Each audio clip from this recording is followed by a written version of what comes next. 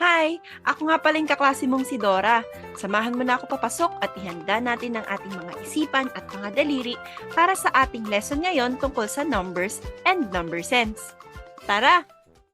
Pakinggan muna natin ang kwento ni B-Boy. Si B-Boy ay may isang malaking lalagyan ng mga desserts. Tulungan natin si B-Boy bilangin kung ilan lahat ng desserts na mayroon siya. 1, 2, 3, 4, 5, 6, 7, 8, 9, 10. Isang araw naisipan ni B-Boy mag-share ng 5 donuts sa kanyang mga kaklase. 1, 2, 3, 4, 5. Kailangan niya munang ilipat ang mga donuts sa ibang lalagyan para madala niya ito sa school. Pero, mayroon lamang siyang 2 maliit na lalagyan at hindi kasya sa bawat isa ang 5 donuts. Paano kaya paghahatiin ni B-Boy ang mga donuts para magkasya ito sa 2 lalagyan? Aha! Napagkasya ni B-Boy ang 3 donuts sa isang lalagyan. Sa kabuuan, mayroon pa rin siyang 5 donut na madadala at may share sa kanyang mga kaklase. Ang galing-galing ni B-Boy. Ngayon, tingnan naman natin kung paano ito nagawa ni B-Boy at ano nga ba ang pag-compose at decompose ng mga numbers. Oh, ano ang nangyayari when we put together little numbers? May nakukuha tayong mas malaking number. Try natin sabay-sabay. Itaas niyo ang kanang kamay at ipakita niyo sa akin ang thumbs up. Ilang daliri ang nakataas? 1 ang sagot. Mahusay. Ngayon, itaas niyo ang kaliwang kamay and give me the peace sign like this. Ilang daliri ang nakataas? That's 2 fingers. Ilan ang daliri na nakataas ngayon? Bilangin natin. 1, 2, 3. So, 1 and 2 make 3. Nakukuha tayo ng mas malaking number from putting together smaller numbers. High five! Up! Ilang daliri yan? Yes, 5. Sa kabilang kamay, point to the sky. That's 1 finger. Put your point and your high five together and we got an even bigger number. Can you count by yourself? Let's try. 1, 2, 3, 4, 5, 6. So, anong number yan? 6. Ang laki! Good job, everyone! Oh, mukhang marunong na kayo pagsamahin ng mga numbers.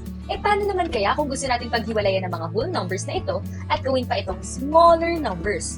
Oh, huwag matatakot dahil kayang-kaya natin yan. Una muna ay itaas ang 2 kamay. Sige nga, pakisabi nga sa akin kung ilang daliri ang nakataas. Tumpak! 10 fingers o 10 mga daliri. So sa kanang kamay muna tayo. Ilang daliri ba ang iyong itinaas? Tama, 5 o 5. Sa kaliwang kamay naman, 5 fingers din. At kapag binilang natin lahat ng daliri na nakataas sa 2 nating mga kamay, 10 ang kakalabasan. So teacher, ano po bang sinasabi nito? Ang ibig sabihin lamang nito ay itong 10 fingers na meron tayo ay pwede nating himayin at gawin pang mas maliit na number dahil ito ay binubuo ng 5 fingers sa inyong kanang kamay at 5 fingers din sa inyong kaliwang kamay. The number 10 is decomposed into smaller numbers which is 5 and 5. High five! Ang galing mo na! Oh, mukhang nalilito pa. Magbigay pa tayo ng halimbawa. Okay, panatiling nakataas ang 2 kamay. Sa inyong right hand, pakibaba nga ang 1 daliri. Ngayon, bilangin natin lahat ng inyong daliri na nakataas. Tama, 9 fingers na lang. Sa inyong left hand, ilang fingers ang nakataas? Tama, 5. Sa right hand, 4 na lang. So this means na there are 2 numbers that make number 9. At ano nga ulit itong numbers na ito? Nakuha mo, 4 and 5. Ipinapakita lamang nito na ang isang whole number ay mahihimay into 2 parts at ang paghihimay na ito ay tinatawag nating decomposition. Ngayong natutuhan na natin how to compose and decompose numbers, let's check your learning. May babasahin akong mga tanong para inyong sagutin. Bibigyan ko kayo ng 3 seconds to answer. Matapos ang 3 seconds, sasabihin ko ang tamang sagot. Kuha ba? Okay, let's start! May 3 lapis at 4 na ballpen sa lamesa. Kapag pinagsama natin ito, ilan kaya ang mga kagamitan na ito sa kabuuan? Ang sagot ay 7 kagamitan. Pagsamahin ang 3 at 4, ang kabuuan ay 7. Good job! May 10 prutas na binili si nanay. Ang ilan sa kanila ay mansanas at ang ilan naman ay saging. Ilan sa 10 prutas ang mansanas? Ang sagot ay 6 na mansanas. Ilan naman ang saging? Ang sagot ay 4 na saging.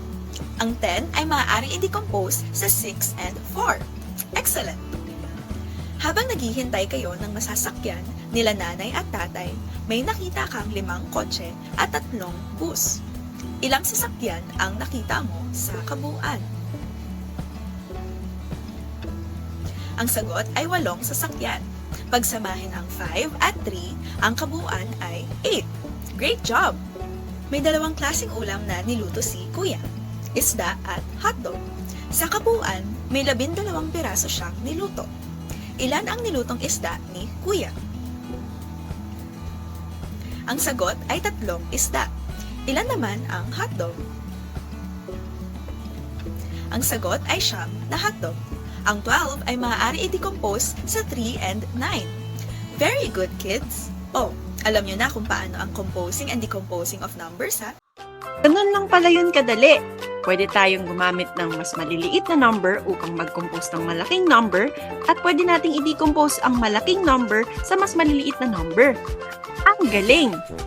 Hanggat sa muli, paalam!